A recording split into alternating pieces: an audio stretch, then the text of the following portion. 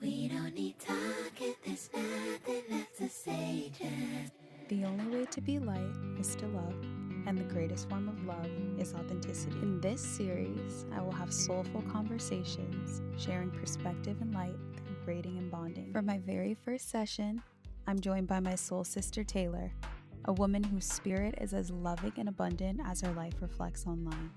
In this conversation, we'll speak on the childhoods that have shaped our paths, the mental and emotional journeys that have humbled us, her surrender to motherhood, the sacredness of sisterhood, and the absolute need for community.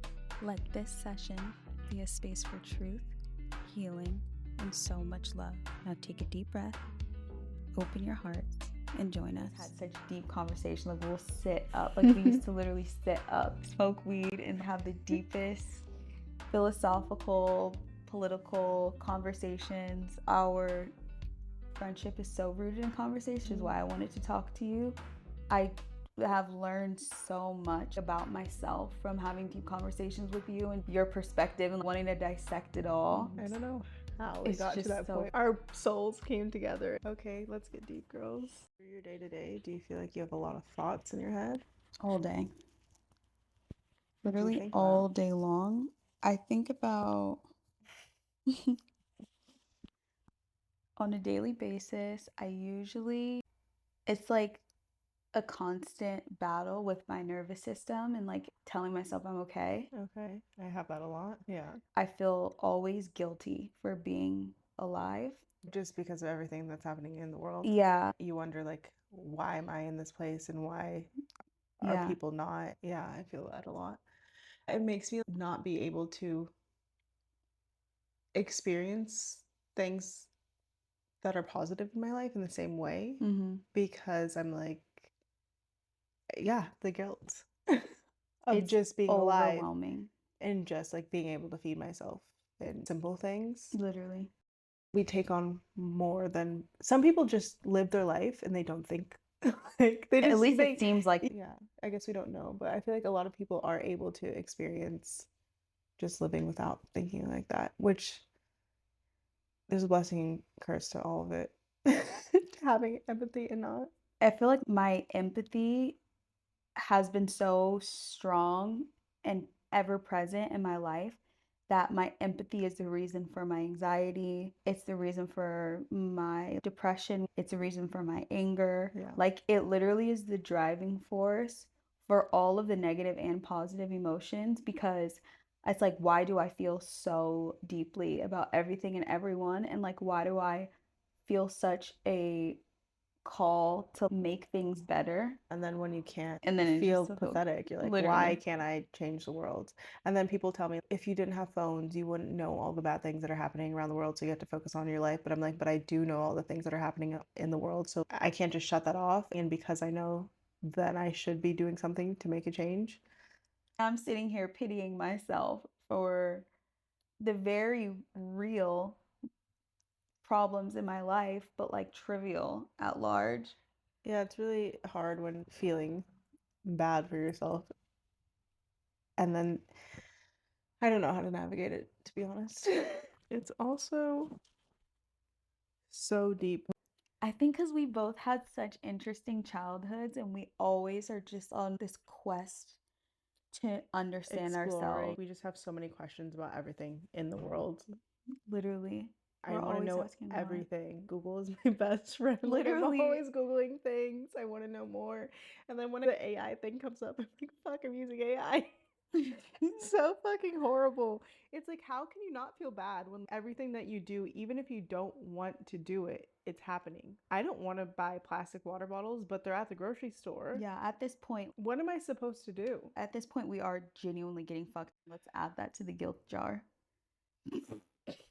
That bitch run, it's over. Or when I get to know people, I'm like really nervous. Yeah. At first, my brain will go blank. I cannot fake how I feel. No, like you've always been so blunt.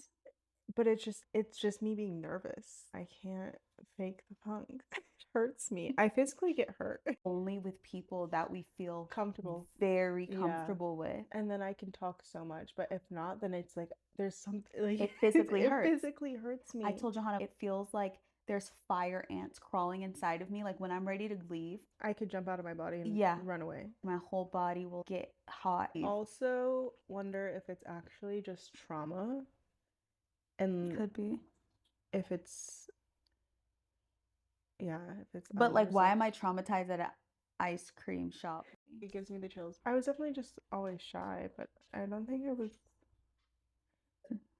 time fitting in. You didn't? I had Oh, you did. a hard time fitting in. But in high school wasn't really like that, but like middle school, I was just weird. I feel like I was always so weird. Where were you born?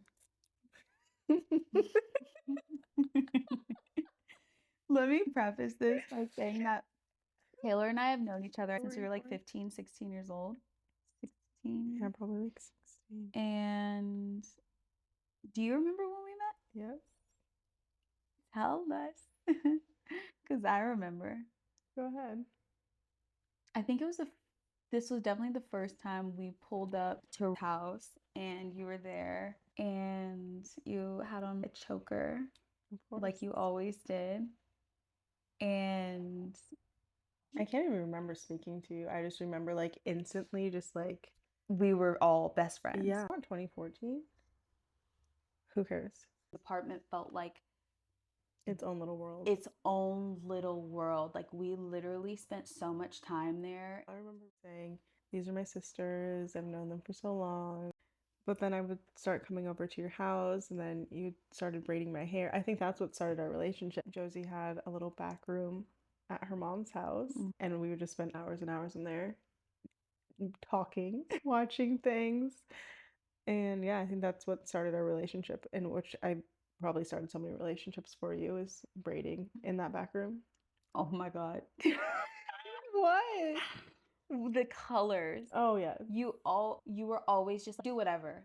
Exactly. And it was like, I'm still like that. and Like, you're go still ahead. like that. The only person literally who's just do whatever, Josie. And then one time, oh my God, this is lore. This is Taylor lore. I need to know what you're about to say because my memory I mean, is so shit. to you, it's not gonna be that big of a Okay. deal, but to me, your hair is so beautiful and luscious and curly. Oh God. And I used to get mad at you because you wouldn't brush your fucking hair. Oh yeah. But that's the reason why you always wanted me to braid your hair, Oh because you're just yeah. like, I need to get my hair out of my face. And I gave you cornrows. And then I came back 2 weeks after that at a birthday party, Oh, my one dread. and you had a dread. You did not take one of the cornrows out. I had it for so And then you long. kept it. And I was like, Taylor, loved why it. didn't you take it out? And it just became your thing. You Yeah, had a I just dread. had one dread.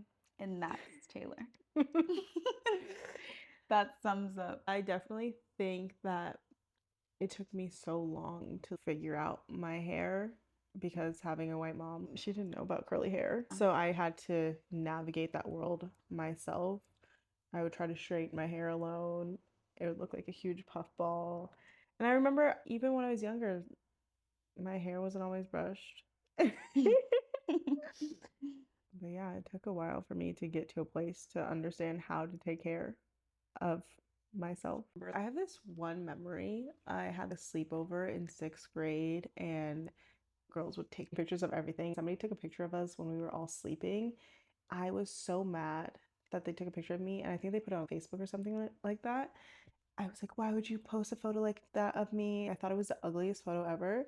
Looking back at it now, it looks so good. You look like, Like, I look beautiful so, like- Bambi.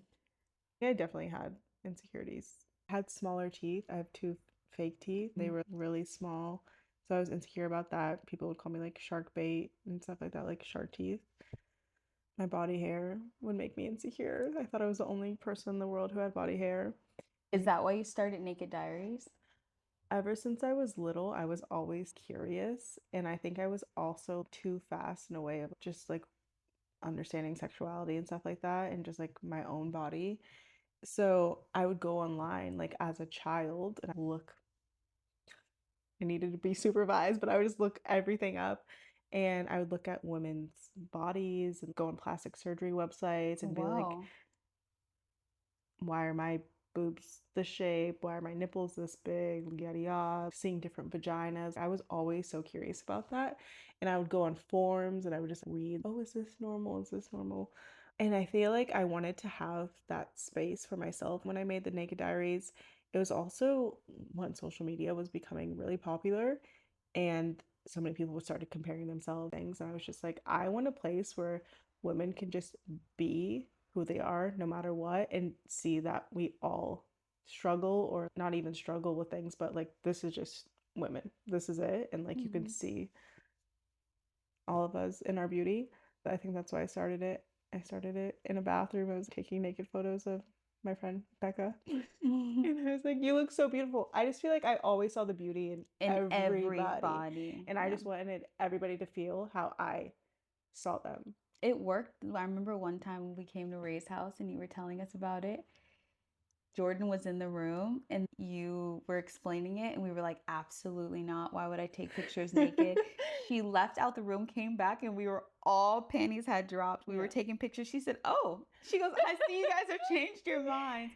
But it's so true. And to hear you speak about it is like almost a radical idea in this day and age, to want to love a woman for her nature and not like a really done up version of a woman's body. It literally feels radical, but it's so nice to hear. As it's hard. It's so hard to love yourself, but it's crazy because when a friend who you view as beautiful tells you that you're beautiful, you can believe them because they're projecting, I think, the best qualities of themselves. And so coming from you, it always felt real. You did all the research and you cared enough to create a platform for women and showcase our differences. I love a woman. I love a woman. But it's so crazy how no matter how much we know the beauty in our differences, la da da da,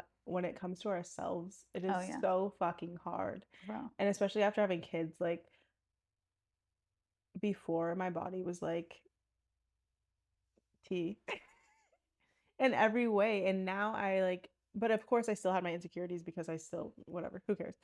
But now like the changes, of course, like as women, our body's constantly changing. But like after you have kids and living in a body that like is not yours for a moment, like somebody else is growing into you and you are left with this new body, that shit is crazy to experience. What's the biggest, craziest mental shift? Because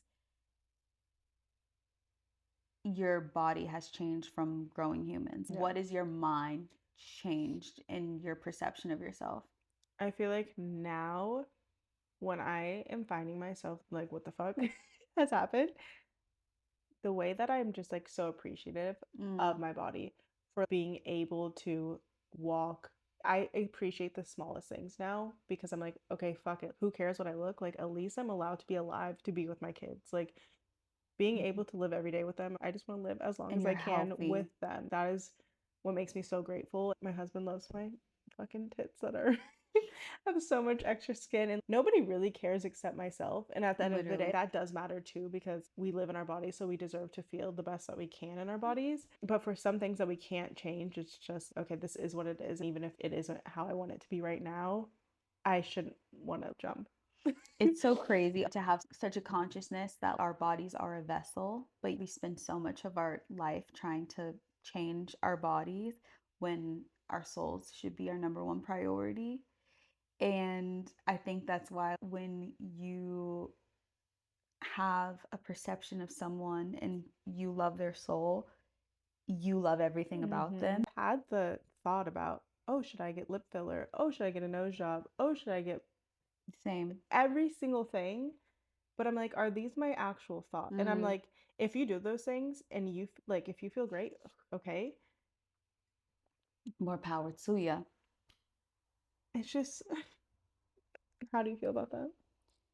How do I feel about cosmetic surgery?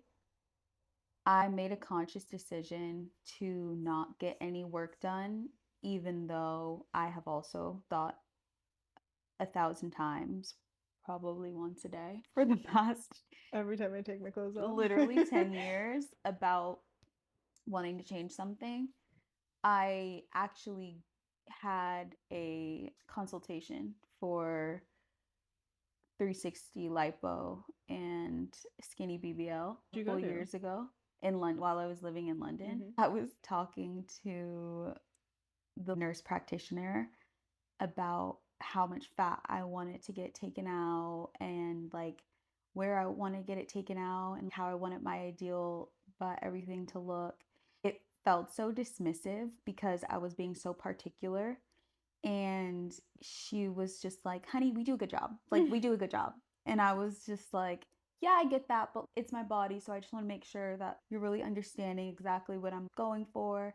And she was just like, honey, like, we do this all. It just felt literally like so transactional in a way that when I left, I was like, if I didn't get what I wanted, I know myself and I would hate myself for doing that to myself and not getting the results that I went in for. Therefore, I don't need to do this. Yeah, it's like an active revolution in myself because I'm like, everybody should do whatever they want. But for myself, even if I want these things, I'm not going to allow myself to do it because for my daughter, for any woman who feels like I feel, except a breast lift, I'll do that. I don't think that's a problem for me. No, I get Because that. I have so much extra skin and my boobs were like triple G's. They were so big. So that's for my back, like comfortability. But other things like putting stuff like an implant or lip filler, Botox, I'm going to get wrinkles, I'm going to do all the things. But I just feel like I have to do it for myself and for others who feel this way, who have another person standing there with them if they feel the same way. There's always going to be a quick fix or whatever, but it's like at the end of the day, we're going to die. Literally. And we're not taking this shit with us. I want to be comfortable in ugly. Yeah. Life gets ugly. And aging. I was talking about this with. I love a bad bitch. I love a bad older woman that you. I love them too. Oh, you mean like a baddie? Like I love, all done up? I love Oh a no, baddie. down. Like, down. you look so good. And I'm like, damn. Like, I wish I could be standing there with you. Shout out to you for understanding your insecurities, changing them. Literally more power to any woman because I support women. I support women. But I also want to stand in the space of not doing anything because my consciousness has said so and I need to listen to that. Yeah. I would be the example that dies on the operation table. Like, I think about fear. That's why I won't get a breast lift because I'm like, fuck. But so in the process, deeping all of that, have you found natural ways to make yourself feel better? You're super holistic and natural with your skincare and shit. The cliches are true for a fucking reason. Like moving your body, like drinking, like going in the sun, like just those simple things. Yeah. But yeah, that's a goal of mine because I do feel such a difference when I get to go on a run or something so simple. The smallest, most simple things to me now, that's another thing that I love about having kids, like how much I appreciate the smallest things. Like sitting here on this couch to me is like everything. So yeah, just those little things of doing what makes you feel good, even if it's making your matcha, if it's that simple thing that brings you happiness, even if it seems so small, if it brings you a little bit of joy, I feel like you'll sleep better at night. Yeah, you'll feel so much better.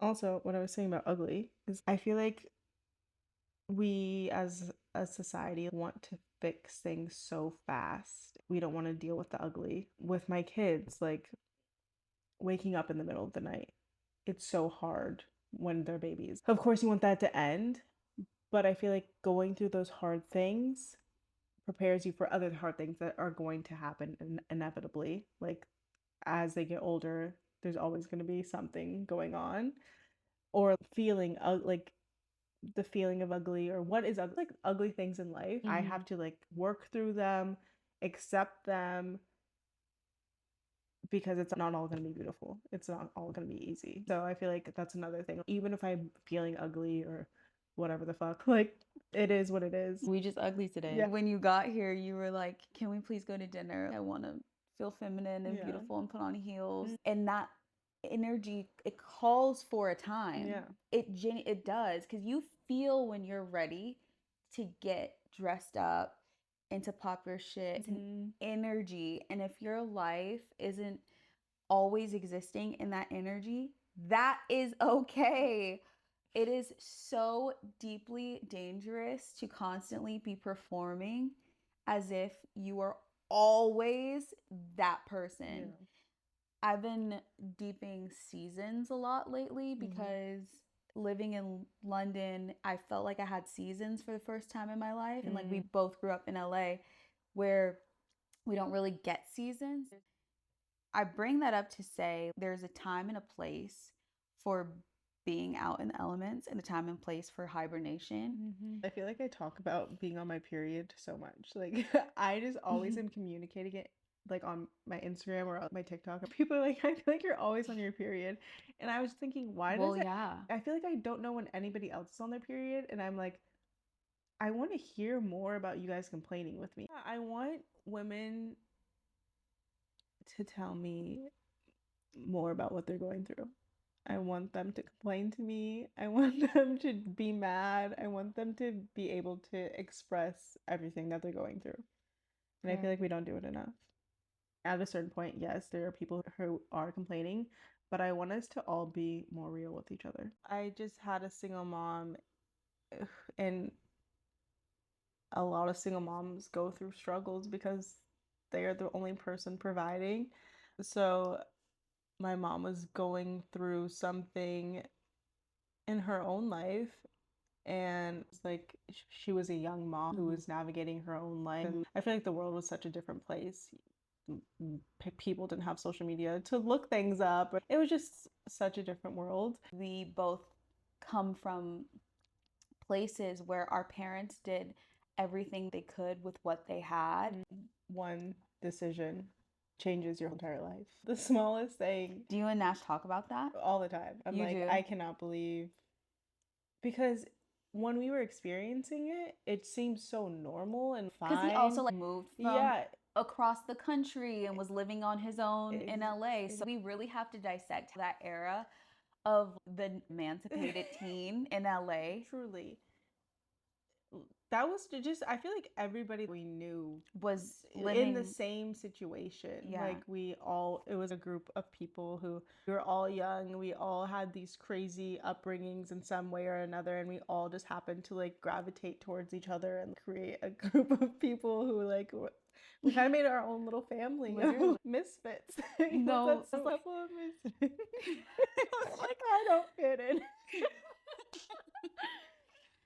But yeah, I was so young, and now that I have kids and I think about my childhood, I'm like, damn, what the fuck? This was all crazy. I wouldn't want my kids to experience it, but everything felt so normal, and I feel like since I had to grow up so young, I felt older than I did, than I Than you was. were. Everything was just like, oh, that's fine, but it wasn't at the same time. No, I shouldn't be experiencing those things, but it brought me to who I am today. I guess we all have our own paths, but I remember you calling me one time as I look back at my childhood. You called me once and you were like, Josie, where are you living? Oh, I've been living with my boyfriend. And you were like, oh, I didn't know that. Okay, I'll see you later. We just made these decisions and wrote them out and built a life off of. But I think it worked out, but like it could have been unsafe if we were For in sure. different situations, For sure, me too. which is not okay. Thank God that they were the right situations, but they could have been the wrong ones. And I think we also took such good care of each other. That's true. You couldn't really go too far on your own. We weren't crossing state lines. For all intents and purposes, we were in the valley. We were in LA, but we definitely had to grow up fast, and we had a lack of structure, and emphasizing still how loved we were. And Two things can be true at the same time. two things were definitely true at the same time. And we just were like figuring it out. We were taking the road less traveled, but what the fuck else were we gonna do?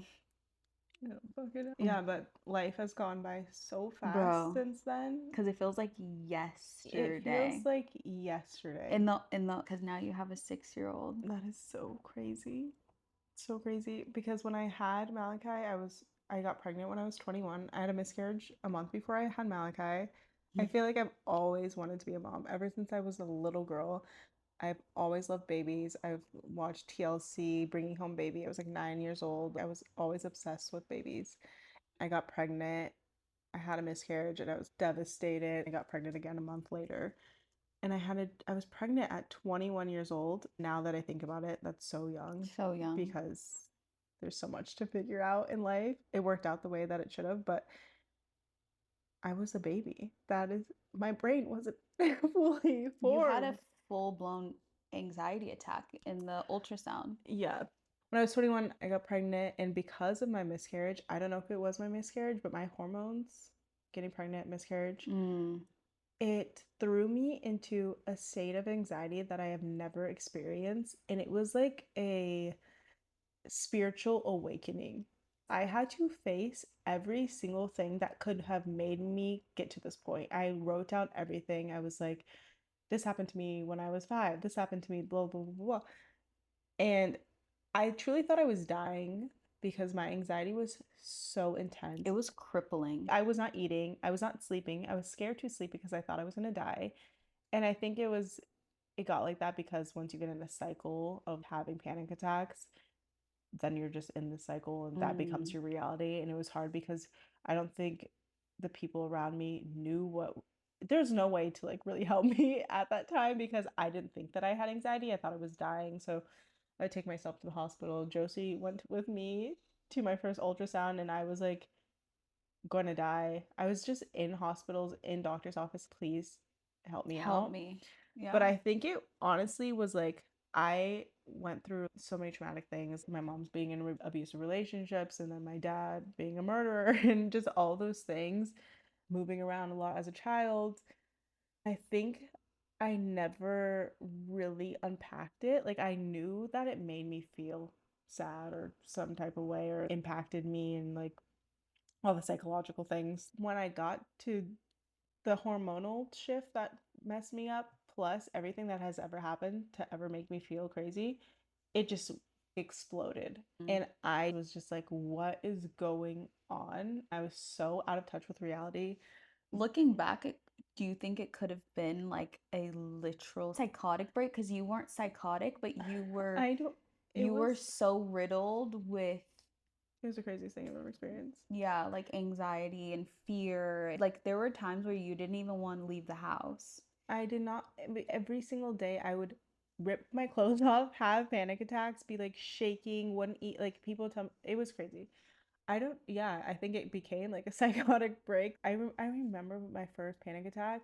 It felt like I was going to die. I think I was just so scared of dying. I've always had a fear of death. So I think it just one thing up. It just was like a compound of every single thing.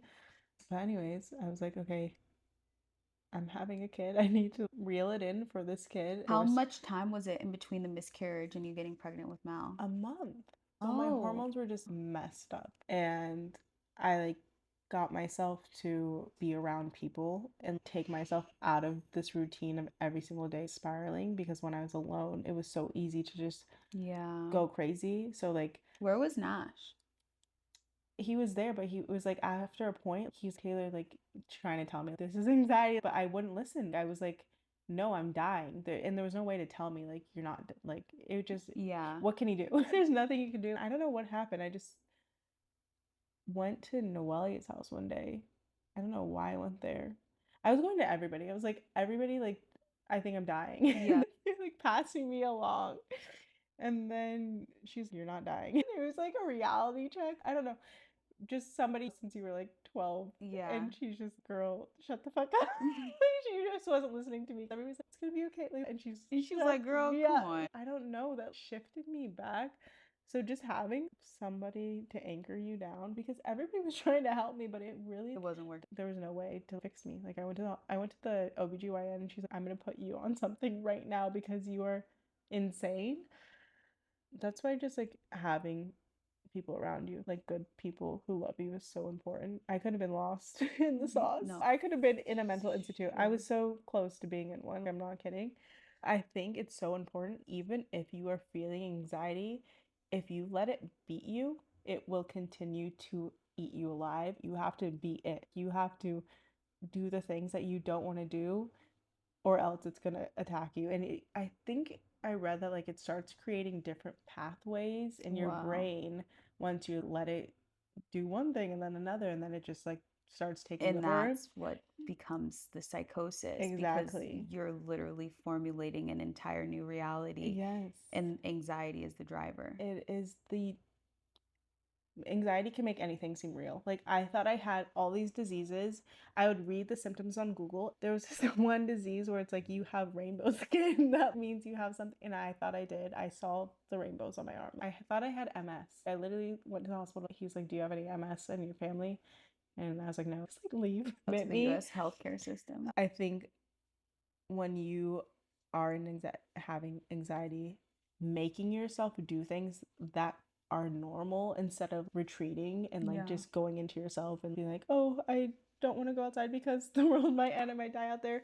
But forcing yourself to actually do it, and then your brain is okay, I'm actually in control. I'm in the driver's seat. Because once anxiety has taken over, she can take you to hell. I remember there was a time when you were in your retreat, whenever we would go outside, you would always say, I can't believe humans are real. I can't believe you were always just in disbelief. I still can't believe. And you still are always like, what's happening to the world around me? Is this all real? Is it? Like, I'm what? like, is it, bitch? I don't fucking know. It does feel like a video game at times. It's really crazy. But then you did, you 180'd. Yeah. You 180 because you decided to. And I don't know how. I really don't know how, because I wish I had a recording of myself having a panic attack so I could show other people who are going through that so that they know that there is a way out of it. Because what made me feel so much better is learning other people experience that, and having somebody to relate to made me feel like, okay, like I was, remember I went to church and the pastor said in 18 years this will all make sense, and I was fucking pregnant and I was like, okay, like this. And what's so funny is like I was going through my 18 years is such a specific so time. specific. Crazy. Oh wow. Mal is 100% an angel. Just the way he came, and then he was a COVID baby, and like just the level of shift he brought, not just your life, your mom's life, our life, because he was the first baby. When I made you meet through the door because of COVID. I'll never forget that. God. It was like, but what were you saying about your life? Crawling. Oh, sorry. I was going through my own mental and spiritual shifts at that time too. And I was also suffering from anxiety. It didn't look like yours, but it was also beating my ass in a way. Like we said earlier, we just have this community, and we just always would come back together and like create something out of nothing, create suggestions, or just show up and help each other, even if it was like, oh, take me to the grocery store, something like that. Like those little implements of community really do shift your everyday routine, and to just have people that love you and will show up for you. Like I had friends that were suicidal at that time. I was talking friends off the edge at 2 a.m. Just the amount of life that exists in an insular circle, and how much we all need to be there for each other is so important to recognize. We say to people who feel like they don't have even a person. I strongly believe that a person seeking community needs to understand that it starts with you. Stop projecting a sense of community outside of yourself. You have to show up and be the community. You have to be the friend. Take the bus, drive, make the phone call first, text, because we live in such an individualist society where we do a lot of things for ourselves that it almost is taught us not to show up for people. But you have to make that first text, you have to make that first phone call. Or even going to, say you feel like you don't have those people that you can text or anything like that, going to an old person's home and just reading a book literally to them and creating a friendship in that. Not only will that help you, but that could change the rest of their life. So many people in these old people's homes don't have family. You can create relationships, like talking to your grocery store, the person bagging your groceries, creating actual conversations, Literal community. going to the park. I've made friends at the park recently. Just like it's uncomfortable to Human put yourself connection. out there, but there's somebody out there for you. With me in social media, that's what I like loved about social media is I was able to find so many people that were like-minded like me through the internet, and like at such a young age I got to cultivate these relationships. I know that could be unsafe as well in some situations, but like forms. You like, were an internet baby. I did not grow up having a phone or like being able to have, like, you had MySpace. Like, Yeah. you showed me that whole That's world. crazy. Like I was a child with unsupervised internet access. But you turned it into a career. So you definitely It's so shifted crazy your for me knowledge. to It's like you were a coder. You're like a little engineer. And then you were able to like fucking crack the code. That is so crazy. I was literally like Think coding about my it, though. MySpace. Because you know the internet. I know, but that's so crazy. I feel like I've learned so much. It is really like another world It is out another there, which world. is so crazy. It's so, again, me like freaking out. The smallest things blow my mind. I'm so easily amused and It's funny because you were so good at the internet and you were able to exist in that world for a lot of your life. You really did have detachment from the real world because you would be in the metaverse. Have you ever thought about that? probably I've thought a lot of things. I feel like I thought so much I don't want to think anymore. Okay, but what do you please. say to young kids that exist so much on the metaverse and not in the real world? Because now you like Well, you always existed in the but real it's world. such You a had to. different world. It's such a different world now. The metaverse, AI. Yeah, you don't even know what's real from it. It's like you have to really like give yourself limits. And Are you trying to figure it out for your career? Or you mean just in general, like consumption? yeah, just like you gotta put it away. When I'm like somewhere else, say you go on a vacation and you're not on your phone, Ugh, it feels so good. bro, it feels so good. But it's hard when it is your job. And then it's, are you consuming or what are you doing on here? Put it down. Yeah. And your kids don't you Mm. what's that about? I just have read about what technology does to such a young mind. Mm-hmm. When I was pregnant with Noah, I let Malachi watch so many movies because I was so tired. But now I try to limit it as much as possible because I know eventually they're going to be on the internet. Like it's inevitable. But right now, I would like them to live in the dirt as much as they can and have their innocence in their childhood as long as they can, because I feel like it'll just create a better upbringing for them and for their attention spans, for their neurons, what makes them happy, the dopamine you get from TV and the internet.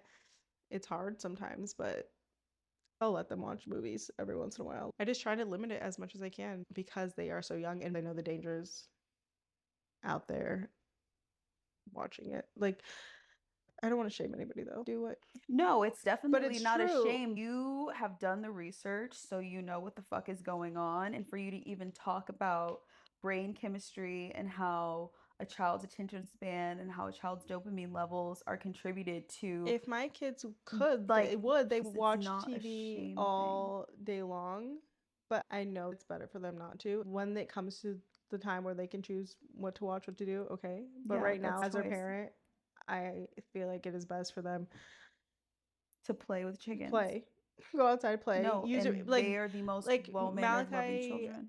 recently was like, I'm bored, and I'm like, good, Yeah. thank you. Like, I just want them to be children. That is like my biggest goal, is for my children to be able to be children. I want that even more because I didn't get to experience that. Every parent wants their kid to have The best life. You're doing great, sweetie. Thank you. You're doing so. Mommy's tired. I know, but you're doing so good. But and I you guys- also know that life is so short. And this time with them, in a couple of years, they're going to be teenagers who, like, don't give a fuck anymore. So the would first 5 prefer years them is not to be so teenagers. important. And I'm like, somebody asked me, like, when do you have time for yourself? And I do think mothers taking time to themselves is so important. When I do need those times, I will leave my family and I don't care. I don't feel bad. But the time that I do spend and how much I put into them, even though it can be so fucking overwhelming at times, I do think humans are made to be in community. And, like, sadly, that's not what we have right now. But anyways, no matter what, I want to put in all that I can to these kids in the first years of their life that is so important that I'm not going to get back. Like, hanging out, whatever the fuck. Like, I'm not going to be able to, this short amount of time, I'm not going to be able to get back. So I'm just going to put it all in. Whatever, they'll grow up, they'll forget about it all. But at least I know that I did my part in raising the next generation. Like, I want to raise good humans as much as I can, because they'll go out in the world, they will hear things, they're going to see things, but I want them to have the ability to know right from wrong. And that's it. And they already do. I was just thinking about how he, like, really gets upset when people are Unkind. Because he's such a Libra. fuck. Like, he's a justice warrior. Like, he is such a sweetheart. I want him to know emotional intelligence and to be a good man. That is my goal in a world where a lot of emotional intelligence is not there. Yeah. We need to have emotionally intelligent. You're going to teach your kids that they have a black mom. They know. They knew? Yeah, because Malachi's like, I'm white and you're not. We went to Oregon January when the fires were happening. I was like, should we move? Because we're in a fire zone. So we went to Oregon and I was like, my child needs diversity. It's predominantly white out there. I think it's so important because, yes, he has a black mom, but his skin, he is white. Blonde hair, blue eyes. Why are you laughing? I'm crying. Was it really, like, predominantly white when you grew up? I only lived there for 4 years. But I remember, it's so crazy what things stick with you. I guess my family was racist. When my mom got pregnant with me, my grandpa wanted my mom to get an abortion because my dad was black. He gave her the money to get an abortion.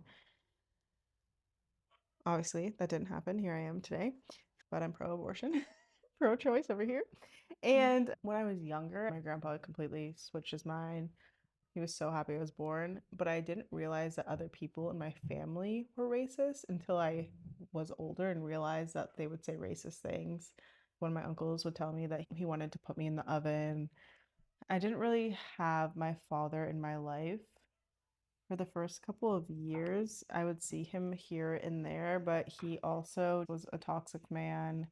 My mom tried to do her best to, like, keep me from him because she saw his patterns, and then eventually he killed somebody, so it was for the best. And I think not having a father really, I feel like I yearned for that a lot when I was younger. I think they were together when my mom was pregnant, and then they were never together after that. So I never envisioned him and my mom together. My mom had other partners. When my mom had a really long relationship, I probably called him dad, but he was not the best role model or father figure.